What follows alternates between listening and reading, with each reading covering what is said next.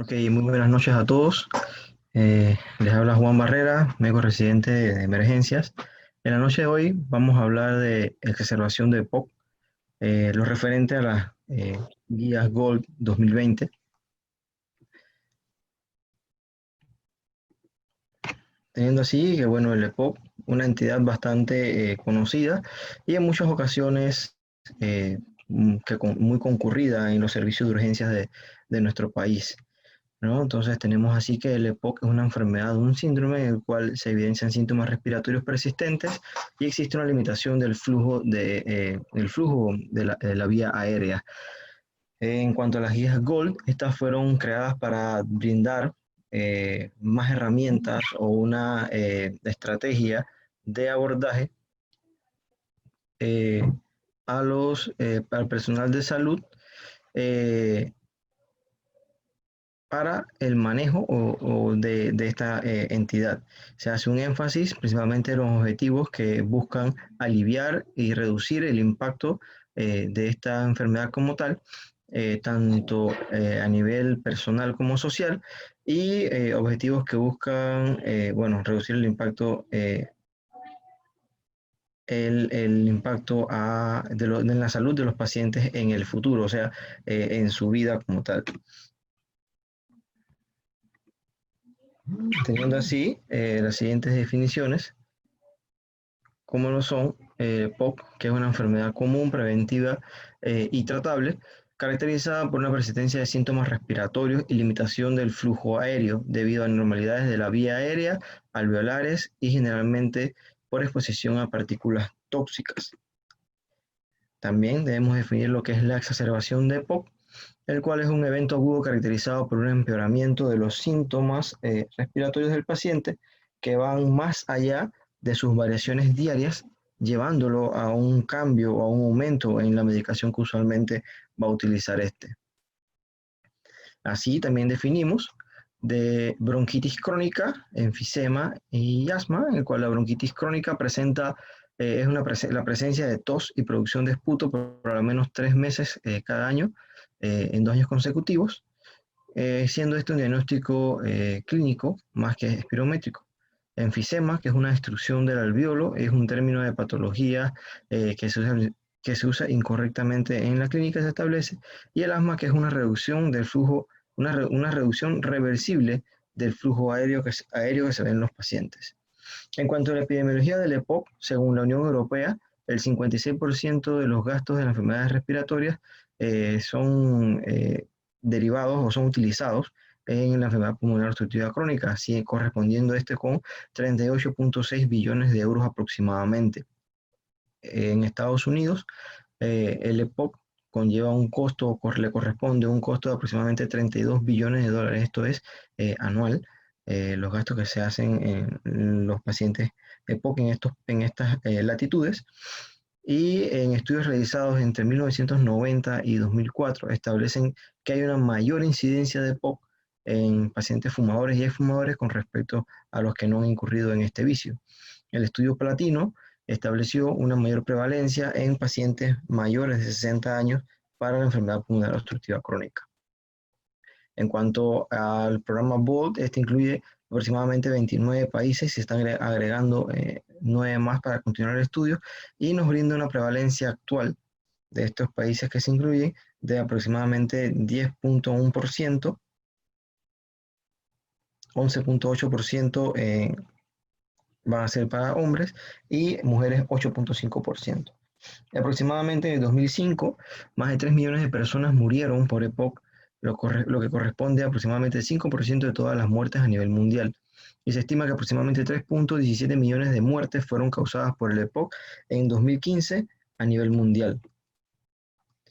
Ya entrando como tal a EPOC, vamos a hablar un poco del mismo antes de entrar a la exacerbación, ya que este va a presentar factores que influyen en el desarrollo y la progresión de la enfermedad. Dentro de estos podemos tener la deficiencia del factor alfa-1 antitripsina, genes asociados a la aparición como tal de la enfermedad, como son las metaloproteinasas, perdón, 12, y el glutatión S-transferasa. Además de que se hablan de diversos tipos fenotípicos, que posteriormente conversaré, de la expresión del EPOX, dentro de los cuales podemos mencionar el fenotipo ACO, el fenotipo agudizador con bronquitis crónica, agudizador enfisematoso y no agudizador. En cuanto a la nueva guía COL 2020, ha establecido principalmente, como ya habíamos hablado, la enfermedad pulmonar obstructiva crónica se establecía o se daba la mayor cantidad en cuanto a etiología al uso del cigarrillo. Sin embargo, ya en esta nueva guía han incluido o intentan revisar los factores de riesgo que no sean el tabaco, sino la exposición al combustible de biomasa en países en desarrollo, un estatus socioeconómico bajo, infecciones por HIV, que van a conllevar a un mayor riesgo de padecer la enfermedad.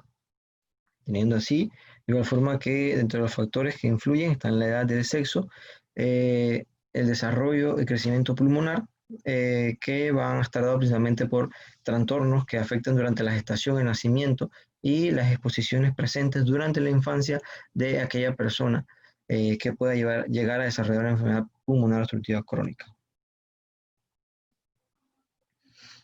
Continuando con los factores, bueno, como ya había explicado, establecían inicialmente que el cigarrillo era la principal causa, pero ya se están sumando las exposiciones laborales, ambientales, ya sea por la contaminación, y bueno, también de otros productos químicos que se pueden encontrar en diversos ambientes, ¿no?, que nosotros concurrimos. Además de esto, se habla del estado socioeconómico, en donde se establece que en una presencia de mayor nivel de pobreza va a existir una mayor o puede existir una mayor exposición a factores de riesgo que va a conllevar a un aumento en la incidencia de la enfermedad pulmonar obstructiva crónica. El asma y la hiperreactividad bronquial sin duda son factores desencadenantes de destrucción de aire crónica y que pueden conllevar a EPOC. Los pacientes asmáticos tienen aproximadamente 12 veces más posibilidades de padecer EPOC, se establece. De igual forma, la bronquitis crónica, en el estudio de Fletcher y colegas, se describe que en realidad no se evidencia un aceleramiento de la disfunción pulmonar por la presencia de la misma, pero sí influye en lo que es la incidencia de esta patología como tal en los pacientes. Y bueno, las infecciones, pacientes que van a presentar infecciones a repetición, respiratorias obviamente, desde la niñez hasta la edad adulta, que van a influir o jugar un papel importante tanto en el EPOC como posteriormente en las exacerbaciones del mismo. En cuanto a la fisiopatología, vamos a tener 5 mecanismos por los cuales se da la misma. Dentro de ellos tenemos el estrés oxidativo, el desbalance de la proteasa-antiproteasa, la presencia de células inflamatorias, los mediadores inflamatorios y la fibrosis peribronquial e intersticial. Como tal, el estrés oxidativo va a haber liberación de sustancias que van a incurrir en la musculatura de las vías aéreas, y en el caso del desbalance proteasa-antiproteasa tenemos que va a existir una alteración en las proteínas secretadas por las células epiteliales. Las células inflamatorias principalmente establecen a las células epiteliales como las principales influyentes en esta parte, y de igual forma hablan de los neutrófilos, leucocitos y linfocitos. Y los mediadores inflamatorios principalmente incluyen las citoquinas, que son las que van a iniciar todo el proceso de inflamación a nivel de las vías aéreas, que va a conllevar a la enfermedad pulmonar obstructiva crónica. Y ya posteriormente la fibrosis peribronquial e intersticial, que se va a dar más que todo por la afectación de la vía aérea y del parénquima pulmonar. Acá podemos evidenciar que por el uso del tabaco mismo va a haber la alteración de las células epiteliales, donde va a existir una presencia de factores inflamatorios que van a activar los fibroblastos, que van a producir la fibrosis, y va a existir una sobreproducción de moco por la activación de la mucina. De igual forma, se va a dar la presencia de la destrucción de la pared alveolar que va a conllevar al enfisema debido a sustancias como lo son las interleuquinas o los factores de necrosis tumoral alfa que van a llevar a la destrucción de las mismas. De igual forma, esta va a dar una activación del macrófago alveolar que también por la misma vía, por una vía paralela, va de igual forma a producir interleuquinas y factores de necrosis tumoral alfa que van a influir en la destrucción de la pared alveolar provocando enfisema y de igual forma van a causar inflamación por la producción de interleuquina 8 que van a dar la activación de los neutrófilos y de los monocitos y linfocitos.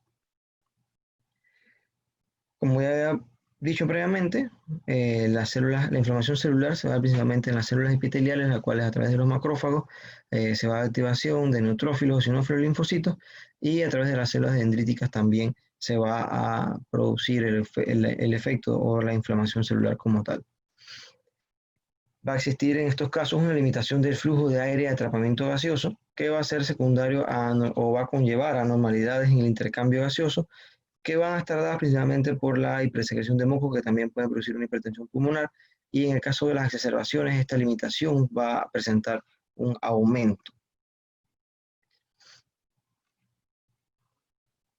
Se involucran en el EPOC diversas respuestas innatas y adaptativas de la activación celular a través principalmente de las citoquinas, el factor de necrosis tumoral alfa o la interleuquina 1B, que van a principalmente estar dadas por la exposición crónica al humo de cigarrillo o a biomasa, que se va a dar a través de las células epiteliales de la vía aérea, en donde van a causar el efecto inflamatorio posteriormente. Se van a dar cambios estructurales en la vía aérea que van a estar dados que van a deberse principalmente a la reparación de tejidos y la metaplasia epitelial por aumento de metaplasia en la mucosa e hipertrofia de las glándulas submucosas, por fibrosis peribronquial y por aumento de la masa del músculo liso en la vía aérea.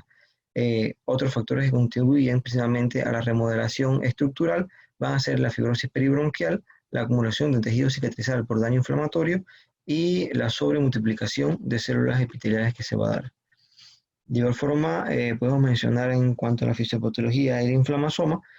que es más que todo un complejo de inmunidad innata que regula la inflamación y está formado principalmente por las caspasa 1 y diversas interleuquinas que van a mediar de igual forma el proceso inflamatorio a nivel pulmonar. En cuanto al inmunoprotesoma, este contribuye principalmente con la regulación de las citoquinas proinflamatorias y el manejo del estrés oxidativo, también influyendo en la parte inflamatoria de la fisiopatología del EPOC. Y el microbioma, en donde se establece específicamente que puede haber un cambio en la presencia de microorganismos en las vías aéreas, en donde los bacilos gram negativos pueden llegar a constituir un componente de la microflora pulmonar e incrementarse más aún en individuos que ya tengan un diagnóstico de EPOC. Y bueno, con los fenotipos, principalmente se establece el fenotipo ACO, en el cual va a existir un paciente que va a cumplir con criterios tanto de EPOC como de asma bronquial. En estos casos, de igual forma, se puede llamar también el tipo o fenotipo mixto, que va a tener una irregularidad o regularidad en cuanto a la cantidad de exacerbaciones que puede presentar por año. Mientras que el fenotipo agudizador con enfisema va a ser aquel que ya se evidencia precisamente con enfisema, con historia de disnea, hipersuffración y que puede incurrir con crisis o exacerbaciones más seguidas. En cuanto al fenotipo agudizador con bronquitis, este principalmente va a estar dado por tos y presencia de secreciones, que va de igual forma a presentar aproximadamente 2 exacerbaciones anuales. Y en el caso del fenotipo no agudizador, es aquel que va a presentar al menos una o por lo menos una exacerbación al año, la cual va a ser catalogada como leve o que no va a requerir inclusive hospitalizaciones. En cuanto al diagnóstico del EPOC, tenemos que se deben considerar los síntomas que cardinales que deben estar presentes, como pueden ser la disnea, tos crónica productiva, que tenga historia de exposición a factores de riesgo y la presencia de la espirometría que podemos tener en estos pacientes. Los síntomas principalmente van a ser la disnea, la tos crónica, con producción de esputo, las infecciones consecutivas del tracto respiratorio inferior o presencia de factores de riesgo en estos pacientes. De igual forma, puede estar asociado a historia familiar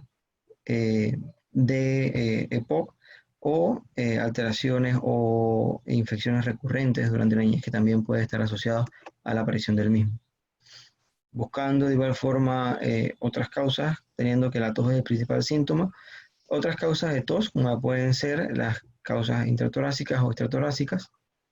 Dentro de las intratorácicas tenemos el asma, el cáncer pulmonar, tuberculosis, bronquiectasias, falla cardíaca izquierda, enfermedad pulmonar intersticial, fibrosis quística y tos idiopática, mientras que dentro de las extrapulmonares se pueden presentar rinitis alérgica crónica, el goteo postnasal, reflujo gastroesofágico y algunos medicamentos como son los inhibidores de la IECA. En cuanto a estudios diagnósticos en el EPOC, tenemos que podemos utilizar la oximetría de pulso, el cual es un método no invasivo para conocer de manera rápida la oxigenación arterial. No va a ser de todo fiable en pacientes que sean de tez oscura o que tengan frialdad de extremidades y que tengan o puedan presentar partículas que puedan impedir la adecuada medición del mismo. De igual forma, más que todo utilizaríamos un abordaje en el departamento de urgencias al llegar el paciente y evaluar el mismo. Se debe realizar gasometría arterial, la cual es una gran herramienta de apoyo en el diagnóstico o en el manejo del mismo, y se debe tomar de forma adecuada, idealmente utilizando anestesia para la realización de la misma. Y bueno, en cuanto a la interpretación en el caso del EPOC, se deben tener sus consideraciones, teniendo así que un estadio de la enfermedad en un estadio inicial, puede haber leve hipoxemia por alteraciones de la ventilación-perfusión, ya hacia una enfermedad que ha progresado más, va a existir o puede presentarse una hiperventilación con alcalosis respiratoria, y ya en un estadio final de la enfermedad puede haber presencia de retención de CO2 y acidosis respiratoria como tal. En cuanto a los estudios hematológicos, tenemos el BHC, que es la biometría hemática, en donde se puede evidenciar leucocitosis, leucopenia, policitemia en estos casos. En cuanto a la química, se va a, como la principal causa de atención a este paciente, ser la disnea. Podemos valorar la función renal y los electrolitos. De igual forma, solicitar el panel de triage, en el cual van a estar principalmente, o el panel de disnea, ¿no? Que vamos a tener. De igual forma, se establecen estudios diagnósticos como la dosificación de la deficiencia de la alfa-1 antitrypsina, que esta generalmente va a darse o va a aparecer en pacientes menores de 45 años y va a existir una presencia en estos casos de enfisema basal panlobular. En cuanto a los estudios diagnósticos, podemos tener la radiografía de tórax, la cual es la técnica más fácil, accesible y barata con la que contamos en nuestro medio. Idealmente no es la técnica ideal para realizar un diagnóstico de enfermedad pulmonar obstructiva crónica, ya que en esta no vamos a evidenciar cambios, sino hasta ya estadios avanzados de la enfermedad. Lo que sí nos va a ser de gran utilidad para determinar otras causas de exacerbación, como pueden ser infecciones, principalmente. En el caso del electrocardiograma, tenemos que en este puede haber la presencia de una P pulmonar en el trazo. En cuanto a los estudios tomográficos, que en realidad este sí va a brindarnos un diagnóstico de POC como tal, principalmente se va a buscar la presencia de enfisema o de bulas, en el cual el enfisema principalmente va a clasificarse como centrolobular, panlobular y paraseptal, el cual principalmente estos cambios se van a deber a distensión o destrucción principalmente de múltiples septos alveolares que van a dar origen a estas formaciones. Y bueno, en dependencia de la anatomía en donde se encuentren, van a clasificarse entonces en centrolobular, panlobular y paraseptal. En cuanto a la espirometría, esta principalmente es el estudio ideal para determinar la limitación del flujo de la vía aérea, inicialmente en un paciente no conocido. Este es el estudio para poder realizar idealmente el diagnóstico. Bueno, lastimosamente con la actual situación que vivimos, no se va a realizar la misma, o no se está realizando la misma en diversos medios por motivos de seguridad de personal, más que todo, ¿no? Y bueno, en este precisamente se va a medir el aire forzadamente exhalado desde el punto de máxima inspiración y el aire exhalado durante el primer segundo. Como podemos evidenciar, aquí en la derecha vamos a obtener una gráfica en donde evidenciamos una espirometría normal y posteriormente una espirometría de un paciente con una enfermedad pulmonar obstructiva crónica, en la cual vemos que al momento de la exhalación o los volúmenes que van a ser exhalados, esto va a haber una disminución del mismo con respecto a los pacientes normales. Y bueno, hay uno de los tantos dispositivos con los que se puede realizar la espirometría. En cuanto a la clasificación del mismo, tenemos que existen o se dan por cortes de puntos espirométricos y que se da más que todo para simplificar la clasificación del EPOC, teniendo así que lo podemos clasificar en GOLD 1, 2, 3 y 4, o también como leve, moderado, severo y muy severo en cuanto a el volumen expiratorio forzado, que ya sería en el leve mayor de 80%, el moderado menor de 80%, de entre 50 y 80%, el severo entre 50 y 30% y el muy severo por debajo del 30%. Esta es la escala de Disney-MRC modificada, la cual se ha estado utilizando para, o se aplica para determinar el grado de disnea de este paciente. Igual clasifica en 5 grados que van desde 0 hasta 4 y va a ser principalmente, va a estar dada por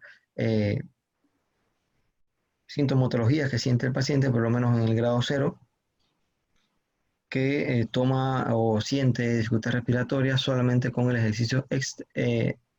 extenso o extenuante, y de ahí hasta el grado 4, en la cual se refiere que si el paciente está se siente muy, o sea, que le falta mucho el aire para dejar la casa o inclusive cuando se está vistiendo o desvistiendo. En las guías GOLD también se habla de la clasificación o por la evaluación ABCDE, que principalmente va a estar dado por, o va a estar dado, va a clasificar a los pacientes más que todo para el manejo al momento de dar egreso a los mismos, o cómo se da el manejo. Y este se va a basar principalmente en el historial de exacerbaciones que se pueden dar en estos pacientes. En cuanto al manejo de los pacientes estables, bueno, en las nuevas guías GOLD se hacen varios cambios en cuanto al manejo terapéutico, inclusive a lo que son el inicio de la evaluación de los mismos, en donde se establece que se deben evaluar los síntomas de disnea, exacerbaciones y posteriormente realizar una evaluación o reevaluación, verificar que se hagan las técnicas de inhalación adecuadamente y en caso tal de que sea necesario realizar ajustes. En este algoritmo, como lo vemos acá por lo menos, se hace el diagnóstico, se va a dar la clasificación principalmente y el manejo inicial del mismo, en el cual se incluye la disminución, si es fumador, el cese de la misma, la vacunación, que es muy importante en estos pacientes, que va a estar dado principalmente por la presencia o por la vacuna de la influenza más que nada y la vacuna del neumococo, que son las que principalmente establecen que en los pacientes de POC van a tener mayor relevancia. De igual forma, incurrir en los estilos de vida y, bueno, la educación principalmente a estos pacientes sobre su patología y si hay persistencia de comorbilidades, el manejo de las mismas. Luego una revisión, se van a evidenciar presencias de síntomas, si hubo no exacerbaciones, si ha dejado uno de fumar, entre otros ítems que se van a revisar. En dependencia de eso, se van a realizar los ajustes y posteriormente se van a seguir reevaluando este tipo de pacientes hasta lograr mantener un tratamiento adecuado que le impida en la mayor cantidad o en la mayor cantidad posible las exacerbaciones como tal. ¿Cuáles son las metas del tratamiento del paciente con un EPOC estable? Por estas guías GOLD 2020 y ya se venía haciendo hincapié en las guías previas, reducir la presencia de los síntomas en los pacientes y reducir los riesgos o los factores de riesgo para estos pacientes que pueden, como ya previamente dije, incurrir en grandes gastos hospitalarios como en la vida o en la vida tanto social como laboral que pueda tener nuestro paciente, ¿no? Ya entrando a la exacerbación, tenemos que precisamente las exacerbaciones del EPOC se consideran como episodios de inestabilidad que favorecen a la progresión de la enfermedad y disminuyen la calidad de vida de los pacientes. Van a deberse principalmente a infecciones bacterianas, virales y a factores estresantes medioambientales o presencia de otros factores como son comorbilidades y el no adecuado tratamiento de las mismas que puede llevar a un empeoramiento también del EPOC.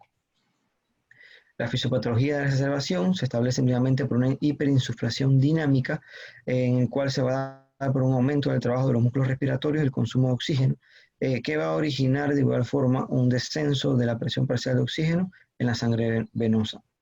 La inflamación local y sistémica tenemos que va a estar dada principalmente por mediadores inflamatorios que ya se han mencionado en la fisiopatología previa, las interleuquinas, neutrófilos, eosinófilos linfocitos, que van a aumentarse en esta fase de exacerbación, que además podrían ser causa de una de las o de ciertas manifestaciones extrapulmonares. O sea, el EPOC se puede ver afectado por causas extrapulmonares como son la desnutrición, disfunción muscular y la morbilidad cardiovascular principalmente. En cuanto a la exacerbación, se establece que se pueden determinar 3 niveles presentes en la misma o según el nivel de gravedad basal, como leve moderada, el nivel 1, moderada grave, el nivel 2 y grave, el nivel 3, en donde en cuanto a la anamnesis que se va a realizar, si hay una comorbilidad significativa que va a influenciar sobre la enfermedad pulmonar obstructiva crónica, en este caso en el nivel 1 puede estar presente, en el nivel 2 probablemente está presente y en el nivel 3 muy probablemente está presente esta patología. De igual forma, historia de exacerbaciones previas, en el nivel 1 hay improbabilidad que esté presente, en el nivel 2 y 3 va a haber una alta o muy probable de que haya tenido exacerbaciones, historia de exacerbaciones frecuentes como tal. Y en cuanto a la exploración física, en el nivel 1 el paciente va a estar estable, de igual forma que en el nivel 2 y en el nivel 3 sí puede estar estable o inestable. De igual forma, en cuanto al uso de la musculatura accesoria o taquipnea, en el nivel 1 puede estar no presente y ya en el nivel 2 probable que esté presente y hacia el nivel 3 muy probable que esté presente. Además de persistencia de manifestaciones clínicas tras el tratamiento inicial. En el nivel 1 probablemente ya se han corregido motivo de consulta inicialmente, sin embargo ya en el nivel 2 y 3 sí va a requerir un poco o va a requerir más atención como tal. Teniendo así que en cuanto a la asistencia, el nivel 1 puede ser o puede brindarse ambulatoriamente y hacia el 2 y el 3 debe ser tanto hospitalario como unidad de cuidados intensivos probablemente. Se habla de que en cuanto al EPOC, existe el EPOC sin falla respiratoria, en el cual va a haber una variación de la frecuencia respiratoria aproximada 20 a 30 respiraciones por minuto y este va a responder a la terapia con oxigenoterapia. En cuanto a la falla respiratoria, va a existir también una falla respiratoria aguda sin amenaza vital, la cual va a tener una AFR mayor de 30, sin signos que amenacen la vida y va a principalmente De igual forma que sin falla respiratoria, responder a oxigenoterapia. Y en la falla respiratoria aguda con amenaza vital, este va a ser un paciente que va a estar ansioso, taquipnéico, con una frecuencia respiratoria mayor de 30, que va a presentar signos de inestabilidad hemodinámica que pueden llevar o que inclusive no va a haber respuesta a la administración de oxígeno en estos pacientes. En cuanto a la exacerbación de POC, una de las principales causas que se evidencian son las infecciones, teniendo así que se ven en un 50-70% de las infecciones por causa bacteriana y un 30% por causa viral. Dentro de las bacterianas podemos destacar el Haemophilus influenzae, Streptococcus pneumoniae, Moraxella catarrhalis, Staphylococcus aureus y otros gram negativos como lo son Mycoplasma pneumoniae, Pseudomonas aeruginosa. En el caso de los virus, tenemos que estos van a presentar o van a deberse a un 30% de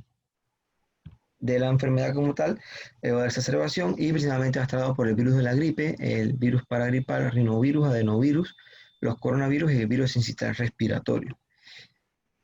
Criterios de Antonicen. Estos principalmente van a estar dados por los síntomas cardinales como son aumento de la disnea, aumento del volumen del esputo y aumento de la purulencia del esputo. En el tipo 1 van a existir una presencia de los 3 síntomas que se mencionaron, los síntomas cardinales. En el tipo 2, presencia de 2 de los 3 síntomas, y en el tipo 3, presencia de 1 de los 3 síntomas. Esta clasificación, precisamente, vamos a utilizarla para el manejo de antibiótico terapia, posteriormente vamos a ver. En cuanto a la estratificación del riesgo del EPOC, en esto tenemos que se puede clasificar como un riesgo bajo o como un riesgo alto en el caso de las exacerbaciones, y que se deben cumplir principalmente los criterios. En cuanto a la obstrucción, que va a ser más del 50% en el riesgo bajo y menos del 50% en el riesgo alto. En cuanto a la disnea, va a tener en el índice de modificado de MRC, tenemos que va a establecerse de 0 a 2, y en el caso de riesgo alto va a ir mayor de 2. Y las exacerbaciones, en cuanto a esta, vamos a tener que en riesgo bajo van a ir de 0 a una exacerbación sin ingresos, y en un riesgo bajo, alto, 2 o más exacerbaciones o un ingreso. Aquí podemos hacer de igual forma la comparación con los fenotipos, en los que de igual forma establecen los agudizadores con bronquitis crónica, agudizadores como enfisema, que establecen más de 2 exacerbaciones, les podemos poner como un riesgo alto. De igual forma el fenotipo ACO, y ya posteriormente entonces el no agudizador, que es el que va a presentar menos de una exacerbación al año, o que no va a requerir ingresos y se puede dar manejo ambulatorio, el fenotipo no agudizador. En cuanto a riesgo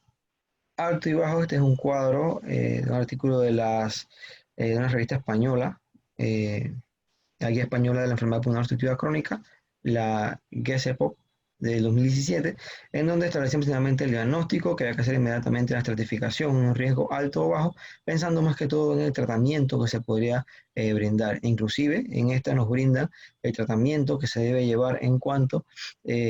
a en cuanto a la presencia de los fenotipos. En este caso sí se establecen como riesgo alto los 4 fenotipos, desde el no agudizador como hasta el fenotipo mixto o ACO, y se va a dar el tratamiento principalmente en el no agudizador, agudizador con enfisema y agudizador con bronquitis crónica de LABA o LAMA, y que posteriormente en la fase aguda, y ya posteriormente se debe dar los complementarios según cada uno de ellos. Y en el caso del fenotipo mixto, principalmente hablan de brindar tratamiento inicialmente o el abordaje agudo con LABA y corticoides, y ya posteriormente utilizar LABA, corticoides, inclusive el LAMA como manejo del mismo. Y en el caso de riesgo bajo, principalmente establecen los LAMA en un manejo agudo, y ya posteriormente los LABA o los LAMA. Estando en otro nivel de atención, ¿cuáles son los criterios que debemos tener presentes para realizar una derivación hospitalaria? Estos van a estar dados principalmente por la presencia de un EPOC grave que tenga ya diagnosticado una FEP, menor, volumen respiratorio forzado en un minuto de menos del 50%, o cualquier grado de EPOC que presente insuficiencia respiratoria, hipercapnia, que presente taquipnea de más de 25 respiraciones por minuto, uso de músculos accesorios, con presencia de fiebre, imposibilidad para controlar la enfermedad en el domicilio de varios días, semanas de evolución. Es muy común que veamos aquí, y más en esta situación que estamos viendo actualmente de pandemia, que los pacientes no quieren salir a atenderse, aunque vengan presentando síntomas ya de semanas, días o semanas, alteraciones del nivel de conciencia, mala evolución en los seguimientos que se han dado, eh, o la necesidad de descartar otras enfermedades como son neumonía, neumotórax, insuficiencia cardíaca, tromboembolismo pulmonar, o estenosis de la vía aérea superior. En cuanto al tratamiento, se habla de tratamiento principalmente de las exacerbaciones severas, pero no, que no amenazan la vida, en donde se establece que se debe brindar oxígeno suplementario, que va a ser lo inicial o lo ideal. Se debe obtener gasometría arterial, eh, y de igual forma oximetría de pulso. Se pueden utilizar los broncodilatadores, en los cuales se puede ir incrementando la dosis o la frecuencia de los broncodilatadores de acción corta, o combinar los bloqueadores de acción corta con los anticolinérgicos. De igual forma, considerar los bronquidilatadores de acción prolongada, y el uso de los espaciadores, más que todo ya esto sería para el manejo o que se puede dar ya posteriormente a la crisis, ¿no? Las consideraciones corticosteroides orales, considerar antibióticos según los criterios de Nissen, la consideración de la ventilación mecánica no invasiva en casos de no mejoría, y se debe realizar una monitorización de el balance de líquidos y la identificación de las condiciones que puedan amenazar la vida del paciente. En cuanto a la oxigenoterapia, en estos casos tenemos que se puede dar principalmente con la máscara de Venturi, o sería una de las ideales, ya que este posee un dispositivo que puede fijar la concentración de oxígeno deseada, como vemos en la imagen de abajo, en cuanto a cada uno, en cuanto a cada uno de los colores de las del difusor de oxígeno utilizado, va a brindarnos unos fluidos diferentes, teniendo así que desde la naranja, que va a brindarnos un 50% del FIO2, y disminuyendo hasta la celeste, que va a brindarnos aproximadamente un 24% de la FIO2. Se establece de igual forma el uso, o recientemente, el uso de la cánula nasal de alto flujo en pacientes con falla respiratoria aguda hipoxémica, estableciendo, o diversos estudios establecen, de que esta puede reducir la necesidad de la ventilación, tanto de la ventilación mecánica no invasiva, como la necesidad de la intubación en los pacientes, y reducir de igual forma la mortalidad en los pacientes con falla respiratoria aguda. En cuanto a las consideraciones que se establecían el tratamiento, eh, más que todo esta es una lista que se evidenciaba en las guías Gold, en donde se hablaba precisamente de los corticoides que pueden mejorar la función pulmonar, pero que no se debe extender más allá de 5 a 7 días el uso de los mismos, la presencia o el uso de los antibióticos, los cuales deben darse al evidenciarse una, o infecciones, mejor dicho, al evidenciarse infecciones. Y bueno, ya las metilxantinas no las recomienda debido al aumento de efectos adversos que pueden ocasionar. Y bueno, de igual forma establecen, en este caso ellos establecían si era el uso de la ventilación mecánica no invasiva de elección en aquellos pacientes que no tenían contraindicaciones y que no mejoraban con el oxígeno suplementario que se había brindado previamente. En cuanto a los broncodilatadores de corta duración, o los SABA, los conocidos, tenemos al salbutamol, uno de los principales que utilizamos. Este va a ser un agonista beta-2 adrenérgico selectivo sistémico, que va a tener un mecanismo de acción actuando sobre los receptores beta-2 adrenérgicos del músculo liso bronquial, con poco o ninguna acción sobre los receptores beta-1 del músculo cardíaco. Tiene un metabolismo hepático, una administración por vía oral o inhalado,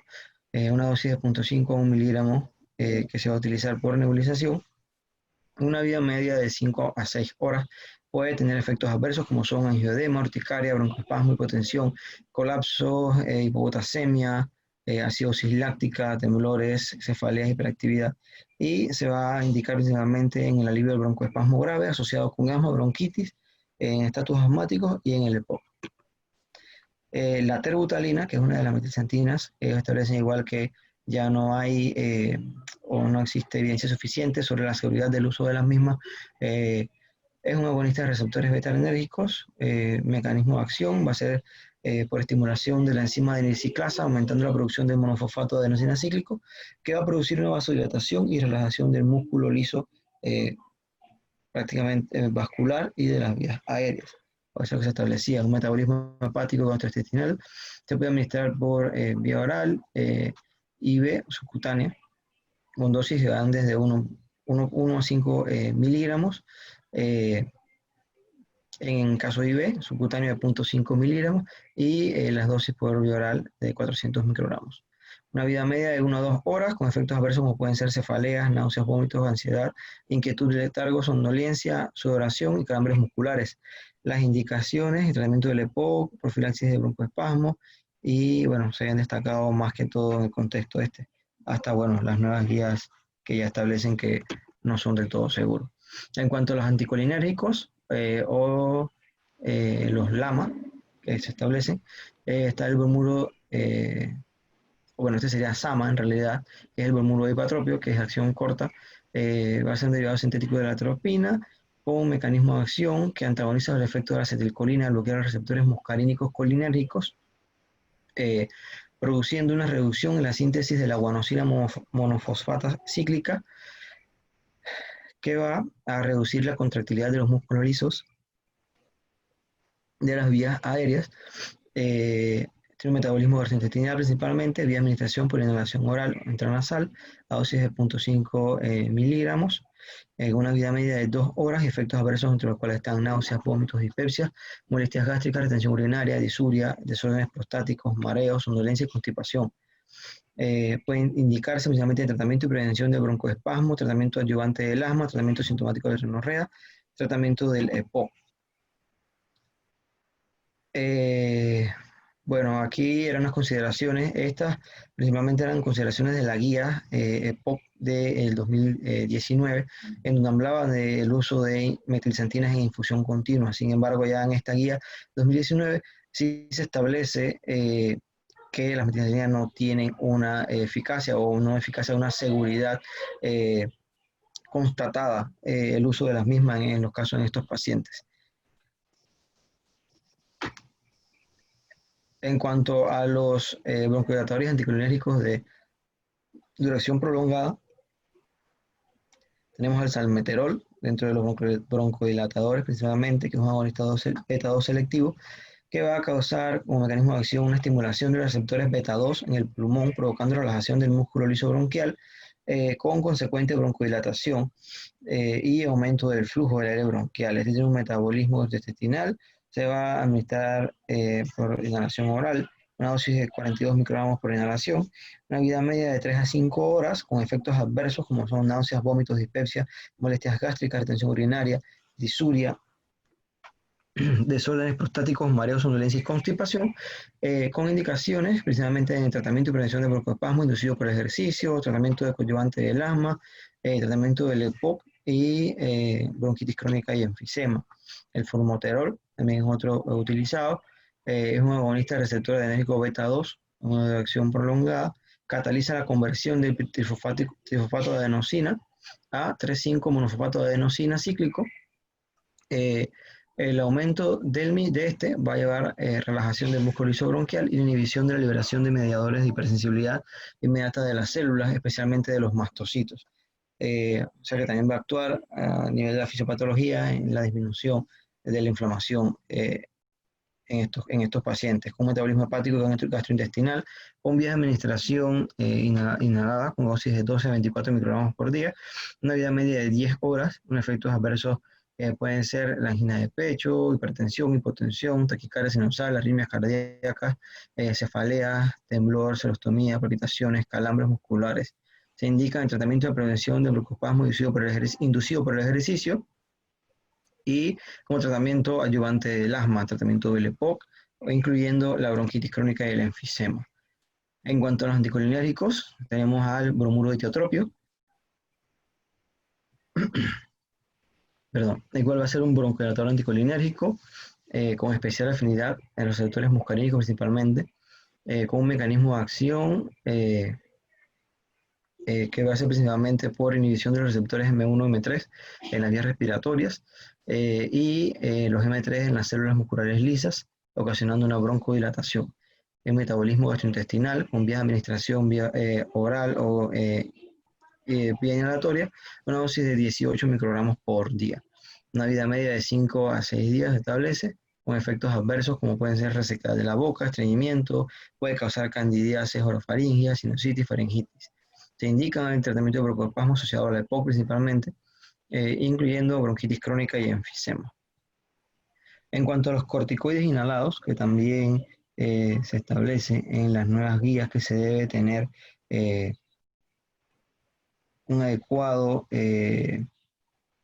¿cómo decirlo? O sea, que se debe vigilar adecuadamente o se debe tener bien presente en qué tipos de pacientes se pueden introducir los corticosteroides inhalados en los pacientes. Y esto va a ser o va a estar principalmente en la consideración de la presencia de, por lo menos, se van a usar con una recomendación fuerte en el caso de que tengan historia de hospitalización por exacerbaciones de EPOC solamente, más de 2 exacerbaciones moderadas por año, o presencia de eosinofilia, más de 300 células por microlitos, con historia, o que presenten historia concomitante de asma, en los cuales se debe considerar su uso, es aquellos que solamente han presentado una exacerbación moderada por año y los eosinófilos o la eosinofilia está entre 100 y 300 células por microlitro. Y aquellos en los que sí no se recomienda o que se debe evitar su uso van a ser principalmente aquellos en que han tenido eventos de neumonía repetitiva o que los conteos de eosinófilos en sangre estén en menos de 100 células por microlitro o que haya tenido historias de infección por micobacterias. Entre estos, los más utilizados tenemos la fluticasona,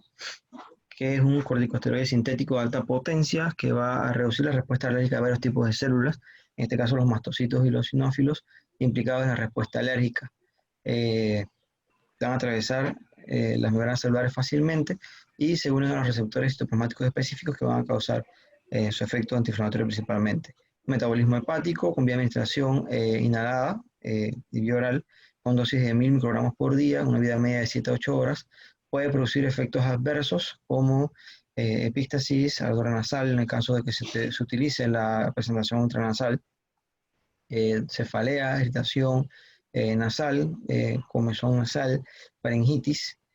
y se va a indicar principalmente en el tratamiento de síntomas de rinitis alérgica estacional o en asma y el EPOC.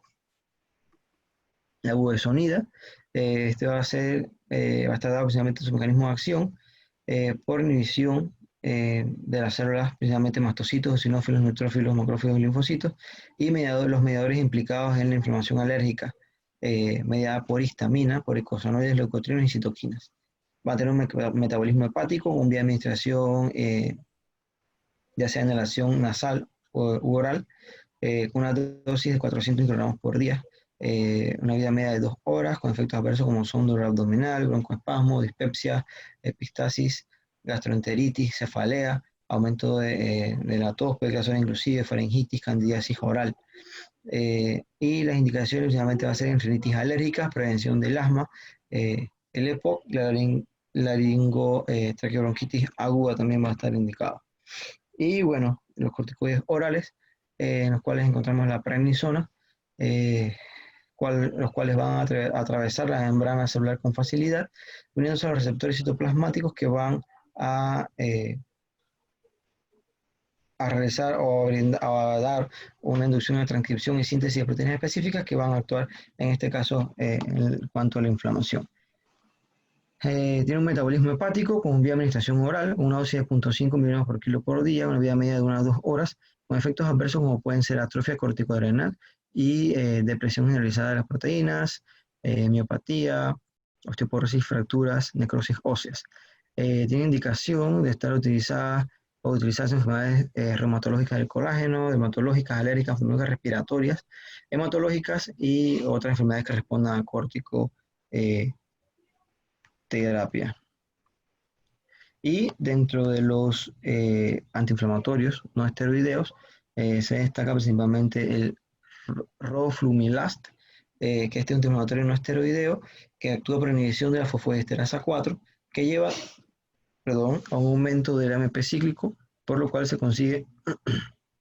una disminución de la inflamación. En cuanto a la guía 2020, el GOLD, ellos establecen que los inhibidores de la fosfodiesterasa 4, no leí sí o no leí que establecían el roflumilast como tal, ese fue uno de los que encontré, que se podía utilizar en el tratamiento del EPOC, causaban o presentaban una reducción en la inflamación por inhibición también del AMP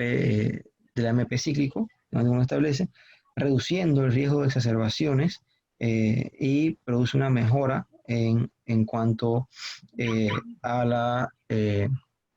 volumen respiratorio forzado en combinación o en uso combinado con broncodilatadores. Sí tiene una mala tolerancia gastrointestinal y bueno, se establece que se reserva principalmente para pacientes con bronquitis crónica y que presenten un volumen respiratorio forzado menos del 50%. Este tiene un metabolismo hepático con vía de administración oral, una dosis de 500 microgramos por día, tiene una vida media de 8 horas con efectos adversos como pueden ser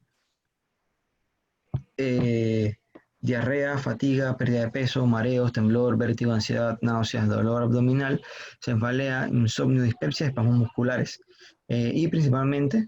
está indicado en la EPOC asociada a bronquitis crónica o en los fenotipos, como son en los agudizadores, con bronquitis crónica. En cuanto a las exacerbaciones, este fue un algoritmo que encontré en las guías GOLD 2020, que establecen principalmente en cuanto a la exacerbación, si se debe utilizar los LABA o los LAMA, y bueno, ya entonces ellos dividen que puede haber dos ramas que se utilizan los LABA más los LAMA o los LABA más los corticoides inhalados. En cuanto al uso de los LABA y LAMA, ellos establecen que se debe considerar la eosinofilia para lo que es el uso del roflumilast y si está menor de 100 y si es menor de 100, se puede utilizar entonces LAMA más corticosteroides inhalados. Ya entonces, en dependencia de eso, se establece el uso del roflumilast si tiene menos de 100 eosinofilos por microlitro y si o no hay éxito con el uso de LAMA y corticosteroides inhalados. El roflumilast, que ya sabemos que está reservado para bronquitis crónica, y pacientes con volumen respiratorio forzado de menos del 50%, y también en fumadores se puede establecer el uso de la acitromicina, pacientes que no han hecho conciencia de la causa de su enfermedad y que van principalmente a darse esta cobertura, a pesar de que, hay que establecer si hay signos sugestivos de infección o no. Ya en cuanto a la antibiótico-terapia, principalmente se van a dar en los grupos 1 y grupo 2, en los cuales los microorganismos del grupo 1 principalmente van a ser los hemófilos influenciados, streptococos, neumonía, Moraxella catarrhalis, hemófilos influenciados. En el grupo 2 principalmente van a ser los del grupo 1 y se agrega la Pseudomonas aeruginosa. En este caso, ¿cuáles son los antibióticos de elección en el grupo 1? Sería la amoxicilina clavulánico, moxifloxacino, levofloxacino. En el caso del grupo 2, tenemos que este principalmente va a estar dado por el levofloxacino e inclusive ciprofloxacina. Y ya como antibiótico alternativo, en el caso del grupo 1, se va a dar lo que es el cefditoren, en los que no presentan comorbilidades, y con comorbilidades o riesgo de pseudomonas amoxicilina ácido clavulánico. En el caso del grupo 2, el metalactámico activo ante pseudomonas originosa, Y la duración del tratamiento en el grupo 1 debe ir de 5 a 7 días y en el caso de los beta-lactámicos debe ser aproximadamente 10 días. Bueno, como tal aquí se establece una tabla por parte de las guías GOLD en donde hace una especie de resumen en cuanto a lo que se debe dar el tratamiento de los pacientes con EPOC.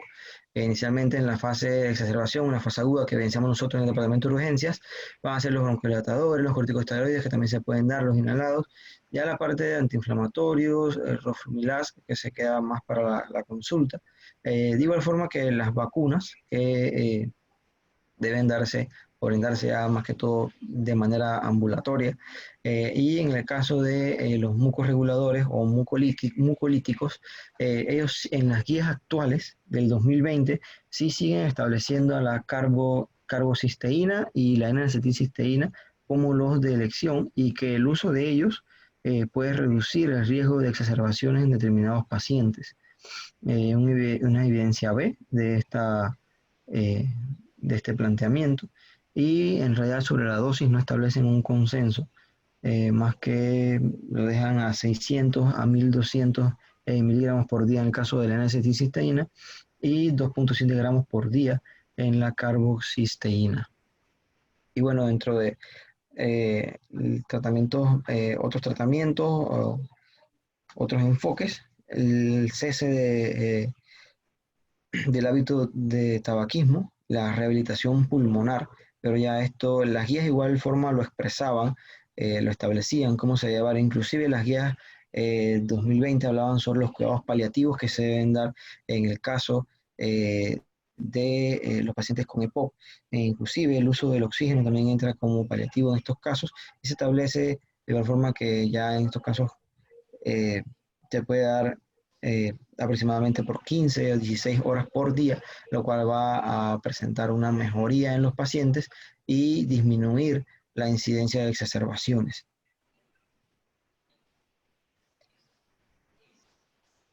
En cuanto a si existe una falla en cuanto a lo que es la oxigenoterapia, que se habló del inicio del tratamiento de la exacerbación de POC, tenemos que podemos contar, por lo menos en nuestro ámbito hospitalario, la ventilación mecánica no invasiva, la cual se debe utilizar como tratamiento, a pesar de que, bueno, ya actualmente se habla de la cánula nasal de alto flujo, que bueno, en estos momentos ya están siendo utilizadas en otros departamentos, pero que se establece que la ventilación mecánica en un momento es la de elección eh, y bueno, las indicaciones de la misma van a estar dadas por insuficiencia respiratoria global, crónica, agudizada con acidosis respiratoria, con pH entre 7,25 y 7,35, insuficiencia respiratoria severa. Contraindicaciones pueden ser paro cardiorrespiratorio, fracaso de órganos no respiratorios, encefalopatía grave, hemorragia digestiva alta, inestabilidad hemodinámica o arritmia cardíaca inestable, cirugía, traumatismo, obstrucciones de la vía aérea superior, imposibilidad de cooperación del paciente o de proteger la vía aérea, alto riesgo de aspiración o imposibilidad para expulsar las secreciones. En estos casos, vemos si el paciente en este algoritmo presenta indicación de ventilación mecánica no invasiva. Si no la presenta, se debe dar entonces un tratamiento convencional. De presentarla y tiene una contraindicación, se debe incurrir inmediatamente en la ventilación mecánica. De no presentar contraindicaciones, se debe entonces colocar la misma paciente, monitorizar la saturación. El inicio se puede realizar con mascarilla nasal o oronasal con un EPAPEN 4, IPAPEN 14, una FR que va a estar dada o determinada por la FR del paciente -2, una vigilancia estrecha del mismo. Se va a determinar por 30 a 60 minutos y posteriormente se van a hacer controles gasómetricos en donde si existe una mejoría, se va a continuar con la misma por lo menos 6 horas o hasta lograr una estabilidad clínica del paciente. Si no existe una mejoría gasométrica o hay un deterioro gasométrico, se va a proceder directamente a la intubación endotraqueal nuevamente. Si existe el paciente intubado un deterioro gasométrico, se deben reajustar los parámetros ventilatorios, brindar la ventilación por 30 a 60 minutos más y nuevamente una gasometría arterial. Si no hay respuesta, en el caso de la ventilación mecánica no invasiva, se va a realizar la intubación traqueal y en el caso de la ventilación mecánica invasiva se debe reajustar los parámetros de la misma. En cuanto a una comparación en la ventilación mecánica no invasiva y la cánula nasal de alto flujo, tenemos que, o bueno, se van a brindar las metas o cómo se deben ajustar en dependencia de cada una de las patologías. En este caso, en la ventilación mecánica no invasiva, en el EPOC, ellos establecen que debe ser seteada a un EPAP de 5 a 8 con un EPAP de 5 a 10, una FIO de 80% al 100%. Mientras que la cánula nasal de alto flujo se va a establecer un flujo del 50% con una FIO2 máxima del 100%. Se van a realizar ajustes en cuanto a la ventilación mecánica no invasiva como a la cánula nasal, principalmente que se va, por lo menos en la ventilación con cánula nasal de alto flujo, se va a incrementar el flujo del mismo para disminuir lo que es el trabajo respiratorio y aumentar lo que es la excreción de CO2. Mientras que en el caso de la ventilación mecánica no invasiva se debe realizar una titulación del IPAP y el EPAP para disminuir lo que es el trabajo respiratorio en estos pacientes y monitorizar los cambios en el volumen tidal, principalmente con el volumen minuto. En cuanto a la ventilación mecánica invasiva, deben considerarse siempre que existen fallas de la ventilación mecánica no invasiva, ya sea por empeoramiento gasométricos o del estado del paciente, si existe acidosis severa, si hay presencia de taquipnea superior a 35 respiraciones por minuto y si aparecen otras complicaciones como alteraciones metabólicas. Las indicaciones como tal se establecen por falla de ventilación mecánica no invasiva, estatus postparo, alteración de la conciencia, vómitos persistentes, aspiración masiva. Bueno, ¿qué hacer? Sí, antes de esto quería dar unas breves conclusiones sobre las nuevas guías GOL 2020. Siguen estableciendo en cuanto al uso de los antibióticos, el uso de la acitromicina o eritromicina, o sea, establecen que el uso del mismo durante un año o intermitente, al menos 3 veces por semana, durante un año, va a reducir el riesgo de las exacerbaciones en comparación con los pacientes del grupo control del EPOC. Sin embargo, ellos mismos hacen la referencia de que hay riesgo de resistencia, vayan aumentando la resistencia a antibioticoterapia. Van a tener de igual forma una mayor eficacia en pacientes exfumadores que en los que no tenían antecedentes de tabaquismo y tienen EPOC. De igual forma establecen el uso del moxifloxacino por 5 días cada 8 semanas o sea, se ha establecido pues como tratamiento para el EPOC. Sin embargo, no se ha establecido o demostrado, mejor dicho, un beneficio clínico en el mismo.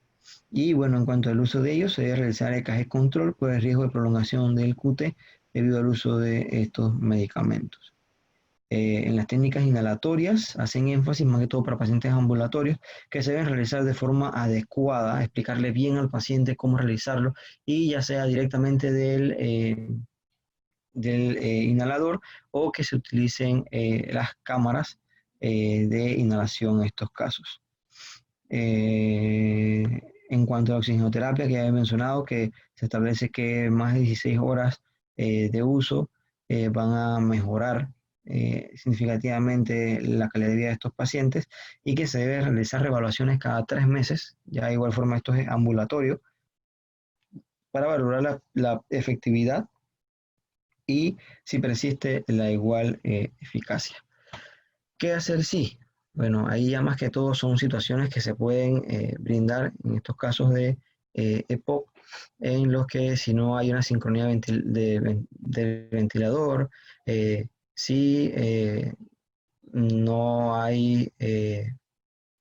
un adecuado mantenimiento del pH del paciente y si el paciente no tolera